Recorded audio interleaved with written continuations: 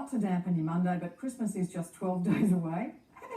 And if you're like me and you've left your shopping to the final days, it might be worth stopping to think about how sustainable what you're buying is, because environmental impacts aren't limited to just the gift. There's the packaging, all the decorations and all the other festive accoutrements we've come to associate with this time of year. So to help us out with this, we're joined by the Director of the Centre for Sustainable Research Materials and Technology at the University of New South Wales, Veena Sahajwala. Good to see you again, Veena. This segment came out of a discussion we had in the lift the last time you were on 2 weeks ago, and you said there are things you absolutely shouldn't buy. Yeah, it means that you can stop worrying about all the things you're buying and just not buy certain things. That's it. Viscose is at the top of the list. Why are you saying do not buy viscose? Oh, look, I mean, it's one of those things where, if someone tells you it's made out of wood and wood pulp, and it's all very nice, it's all natural and organic. But I think what we don't actually realize then is if you're actually using a lot of chemicals in the making of those fibers and the product itself, you've suddenly added a whole nother layer of toxicity. And of course, this is exactly why, you might think it's okay. But the realities are that when you've got workers who are working in those factories who then have to work under some horrible, horrible conditions, and there's all that toxicity that goes with chemicals that go into production. And we're looking at that footage now. So you're taking the wood pulp, but then you're throwing in with it carbon disulfide, which is a poison that can cause psychosis, heart problems, reproductive problems. And if you don't have adequate environmental regulations, we're looking at footage from India and Sri Lanka, then you've got these extraordinary poisons, including sodium hydroxide, sulfuric acid, just being poured into waterways. And this is how a lot of viscose is produced. So you'd say check the label and just don't ever buy what is essentially artificial silk. Well, this is it, right? And I mean, of course, we all can do better. So there may well be other solutions that say, look, I'm going to make sure that I don't pollute the environment, I don't actually impact health of workers and all of that. But I think, to me, again, it's up to retailers, manufacturers to actually tell us, give us that information. So, if we kind of know that, hey, this is a consequence where toxicity is going to have an impact on our environment and health of people, surely we should be buying it. So I think, to me, it's a question we should therefore be asking about all kinds of products that we do buy. So this is just one example, but then you get into so many other nylon and well, I mean, that's polypropylene. They're all just plastic, right? And you were telling me as we came out of the lift, I was like, come back next week and tell me and glitter, that they're all tiny little pieces of plastic that kind of end up inside us in the same way that when plastic breaks down on your fingers, that's in your body. Look, I mean, the funny thing is, here's a jacket that I sort of wanted to just bring up and show you, and I don't know whether you can see this. Yeah. But look, this is horrible. This is me just by holding it. You can this just is see leather. This is fake leather, which is just plastic on fabric. Exactly. And I think, to me, again, this is one of those things where you go, you know what?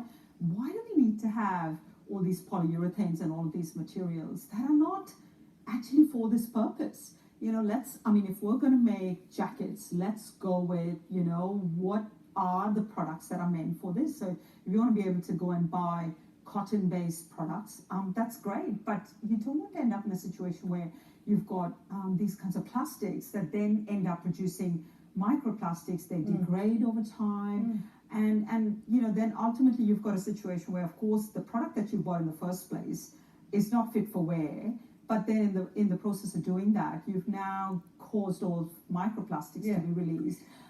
So I think you always have to wonder, have we sort of taken fashion into this mode where it's just become too complex?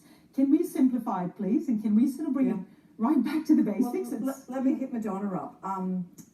Whatever tinsel you own is possibly all the tinsel you should ever own. And if the dog eats it up like my dog every year, you just clean it up off the carpet, and that's the end of the tinsel. It just gets puked out or the other way, and it's over. So what's your question? I want to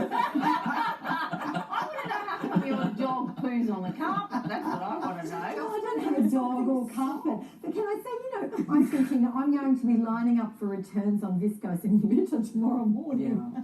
But doesn't it come down to education? Like, I didn't know that. Yes, isn't that wonderful to know?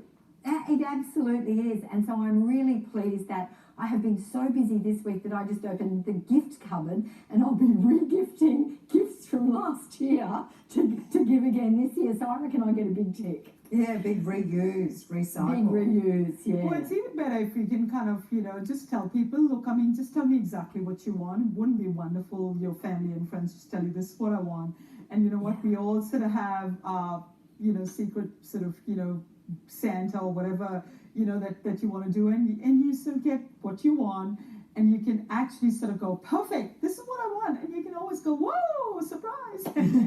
As a cook, I may be biased, but I truly think that food is the best gift. If you've got a secret Santa, what goes down absolutely amazingly is a box of cherries. Usually you can find a box of cherries that's about the size, whatever your price range is, and when you get a box of cherries in your secret Santa, you are over the moon. And so make jam, give everyone jam for Christmas this year. Find something in season, make hot sauce, make whatever you want and give it to people for Christmas, because it's sort of a universal gift. It's no waste and it will reduce food waste. This may be because your jam and chili sauce take a whole lot less time jam and chili sauce. You gave it to me. If Margie gave it to me, I'm not so sure. Yeah. Amanda, let's hear from Amanda. He's right. Might go the lazy way, and that is just buy the box of cherries and give that to my sisters, a 2 kilo box or something. Or I might make jam or something else out of it. But giving something you've made, might be, I don't know, a relish, a homemade tomato sauce, whatever, is a much, much nicer gift. I think Adam's right. People know that you've done it for them, and it's really good. And different people cook different things. There's a place in South Australia that's now making bowls for food and stuff, and placemats and that out of bread tags. They recycle bread tags down in Robe. I think they're called Transmute or Transmutation or something. And look, the stuff looks really funky, looks really great gift. I'm annoyed it's down in Robe. And Bread tags. That's why The little plastic bread tags. Little yeah, plastic. Give me they've bread got all the tags kids for in the area Christmas. collecting the bread tags, and they recycle them and make them into cutting boards, bowls, the whole box and dice, and they look really trendy. I want to go to Margie, because Margie, you do avoid these sorts of products, but I'm sure Vina would say, if you're going to buy a cheap t-shirt, buy a cotton one. Yes, there's issues with cotton and there's issues with sustainability, but how do you get around the fact that these things are terrible? They're worse than used tyres, a lot of these plastics and viscose. I don't buy it in the first place, and I'm probably fortunate enough, because there is an issue here about cost and price too. We've got to be conscious that a lot of people have got a budget they have to live within. I'm lucky, I've got a little bit more money to spend, so I tend to buy things that are all natural fibres, and then if I don't wear them or it's sitting in the cupboard, I recycle it out into friends and relatives and whatever. Everything I own has a second life, because it goes from me to somebody who's going to love it and treasure it and wear it, and I think that's really important. Well, this is it, isn't it? I mean, when we talk about second life and third life and how you prolong life of all kinds of products, I mean, this is where repair comes in, right? So you can always sort of go back and be really sort of pretty funky and cool about going, okay, the jeans that I used to have that were full length have suddenly now become, 3/4 lengths and so on. So I think, to me, that's the nice thing about being able to think about how you actually think about sustainability, is about ultimately making your products last longer and even better, as we've talked about, whether it's food, it's experience, a trip to the museum, it can be so many other things that I think, there is that spirit